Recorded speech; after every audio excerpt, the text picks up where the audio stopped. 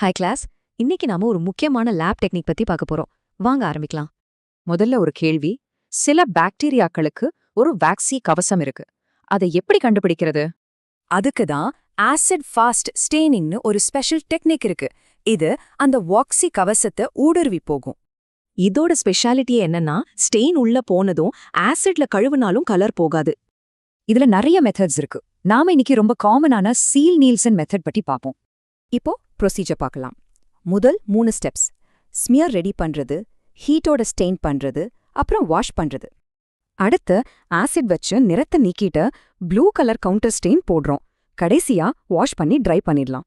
சரி, இப்போ ரொம்ப முக்கியமான பார்ட். நாம பண்ண ஸ்லைடை எப்படி ரீட் பண்றதுன்னு பார்க்கலாம். வித்தியாசம் ரொம்ப தெளிவா தெரியும். ஆசிட் ஃபாஸ்ட் பாக்டீரியா சிவப்பா இருக்கும், மத்ததெல்லாம் நீல நிறத்துல இருக்கும். பாக்டீரியாவை கவுண்ட் பண்ண 100x ஆயில் இமர்ஷன்ல ஸ்லைடை ரொம்ப கவனமா பார்க்கணும். ரிப்போர்ட்டிங் ரொம்ப முக்கியம். நம்ம பார்க்கறத கிரேட் பண்ண இந்த WHO ஸ்கேல தான் யூஸ் பண்ணுவோம். சரி, இந்த ப்ரொசீஜர்ல துல்லியம் ஏன் இவ்ளோ முக்கியம்னு தெரியுமா? வாங்க பார்க்கலாம். நீங்க யூஸ் பண்ற ஆசிடோட கான்சென்ட்ரேஷன் நீங்க தேடுற ஆர்கானிசத்தை பொறுத்து மாறும். இது ரொம்ப முக்கியம். தப்பான ஆசிட் கான்சென்ட்ரேஷன் யூஸ் பண்ணா ஃபால்ஸ் நெகட்டிவ் ரிசல்ட் வந்துடும். சோ ஒரு பாசிட்டிவ் ஸ்டெயின் ஒரு ஸ்ட்ராங்கான க்ளூ தான், ஆனா அதுவே ஃபைனல் டயக்னோசிஸ் கிடையாது. ஒரு பாசிட்டிவ் ரிசல்ட் ஒரு நல்ல க்ளூ, ஆனா இத கன்ஃபார்ம் பண்ண நாம அடுத்து என்ன செய்யணும்?